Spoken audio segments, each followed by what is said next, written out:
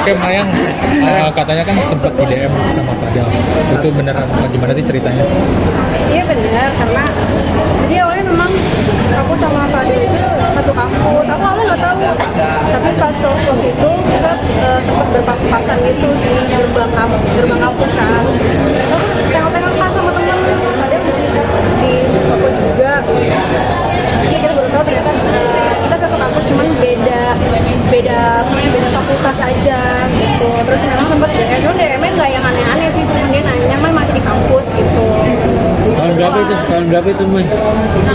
Kayaknya tahun ini deh, cuma aku lupa bulan apa. Pokoknya tahun ini Februari kalau nggak salah. Udah lama banget. Tapi dia juga katanya suka ngaku-ngaku dari kampus ternama untuk menggetar wanita katanya. Bener gak sih kalau itu? Aduh, kalau itu aku kurang tahu ya. Yang aku baca katanya kan gitu, dia ngaku-ngakunya kuliah di LSPR, padahal kita kan satu kampus nih di Mustopo nih, berarti bohong nih sama cewek-cewek lain nih. Ya gitu. Katanya Mayang juga jangan merasa ganteng, katanya bilang gitu ke Padel. Itu gimana sih? Ya biasa lah ya, fuckboy gitu ya, biar memikat hati perempuan kali ya, padahal udah ada loli banget loh Padel ya. Tapi kamu Sering ketemu nggak? Sering ketemu nggak di kampus? Hah? Sering ketemu nggak di kampus?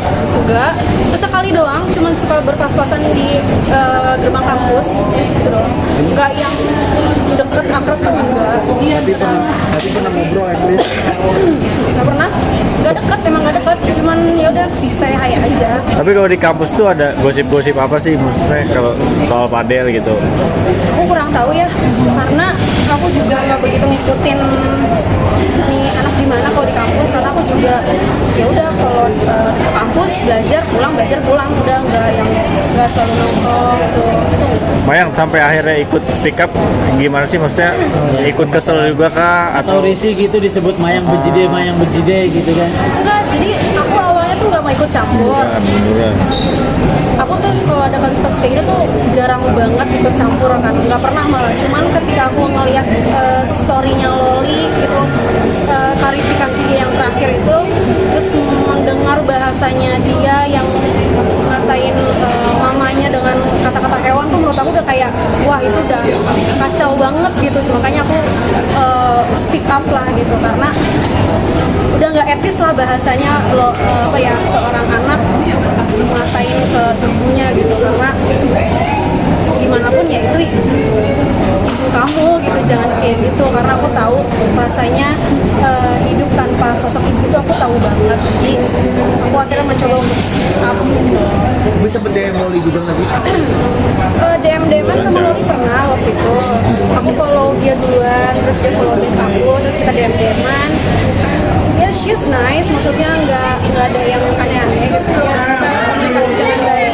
Ya sempat mau janjian juga mau ketemu gitu, cuman karena waktunya belum sempet, jadi ya sampai sekarang belum ketemu. DM-an sama Loli juga udah pernah. nyangka nggak sih tapi akhirnya sampai kayak gini gitu? Iya, kamu sendiri nyangka nggak sih maksudnya Loli sampai kayak gini gitu? Ngebela. Nggak nyangka sih, karena ya mungkin tahu ya kata Loli lagi masa pubernya gitu, masih dalam percintaan monyetnya. Cuman ini kayaknya sudah udah kelewatan batas gitu, jadi memang harus ditindaklanjuti gitu. Maksudnya ya dengan tindakan yang punishment untuk menjemput paksa itu udah keputusan yang tepat sih menurut aku. Tapi jika sampai menjauhkan Loli dari hal-hal yang negatif.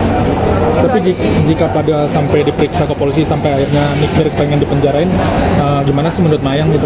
Apakah memang pantas atau seperti apa? Kalau itu aku no comment ya, itu biarkan itu menjadi urusan keluarganya kan, yang aja bagaimana tindak lanjuti oleh kepolisian atau enggak, itu biar urusan mereka aja. Oke. Oke, makasih.